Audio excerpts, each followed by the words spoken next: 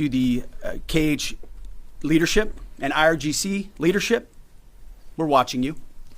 Our capabilities are not the same, our military and yours. Remember, this is not a fair fight. And we know what military assets you are moving and where you are moving them to.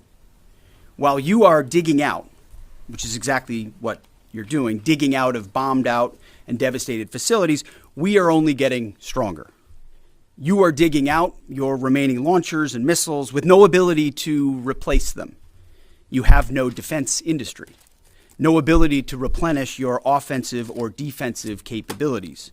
You only have what you have. You know that, and we know that. You can move things around, but you can't actually rebuild. You can dig out for now, but you can't reconstitute. But we can. We are reloading with more power than ever before, and better intelligence, even more importantly, better intelligence than ever before, as you expose yourself with your movement to our watchful eye. We are locked and loaded on your critical dual-use infrastructure, on your remaining power generation, and on your energy industry. We'd rather not have to do it, but we're ready to go at the command of our president and at the push of a button. This blockade, which the chairman will detail this morning, is the polite way that this can go. Your energy is not moving and will not move, and we can do this all day. But it's not destroyed yet. Your energy industry is not destroyed yet. You like to say publicly, Iran, that you control the Strait of Hormuz, but you don't have a navy or real domain awareness. You can't control anything. To be clear, threatening to shoot missiles and drones at ships, commercial ships that are lawfully transiting international waters, that is not control. That's piracy. That's terrorism. The United States Navy controls the traffic going in and out of the strait because we have real assets and real capabilities. But there is an alternative. As our negotiators have said, you, Iran, can choose a prosperous future, a golden bridge, and we hope that you do for the people of Iran. In the meantime, and for as long as it takes, we will maintain this blockade, successful blockade. But if Iran chooses poorly, then they will have a blockade and bombs dropping on infrastructure, power, and energy. And at the same time, Treasury Secretary Scott Bessent and our friends over at Treasury are launching Operation Economic Fury as well, maximizing economic pressure across the entirety of the government. To Iran, choose wisely.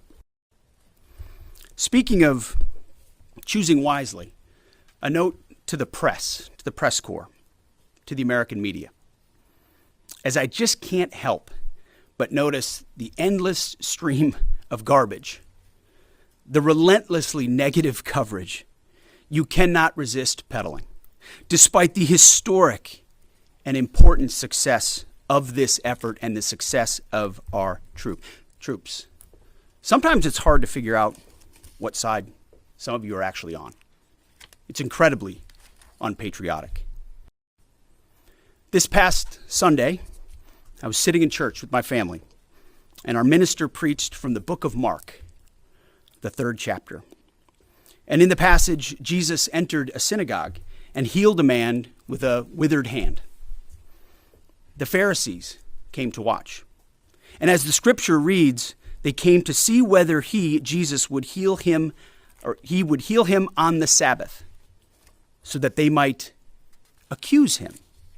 You see, the Pharisees, the so-called and self-appointed elites of their time, they were there to witness, to write everything down, to report.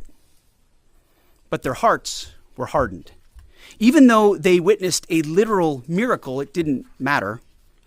They were only there to explain away the goodness in pursuit of their agenda.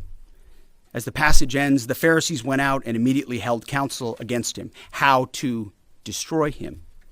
I sat there in church and I thought, our press are just like these Pharisees. Your politically motivated animus for President Trump nearly completely blinds you from the brilliance of our American warriors. The Pharisees scrutinized every good act in order to find a violation, only looking for the negative.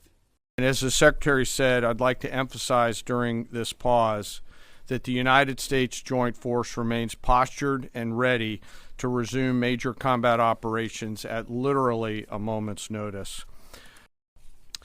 Let me be clear, this blockade applies to all ships, regardless of nationality, heading into or from Iranian ports. The U.S. action is a blockade of Iran's ports and coastline, not a blockade of the Strait of Hormuz.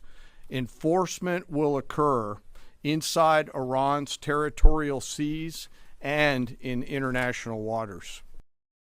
Vessels will be boarded for interdiction and seizure transiting to or from Iranian ports.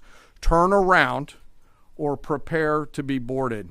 If you do not comply with this blockade, we will use force.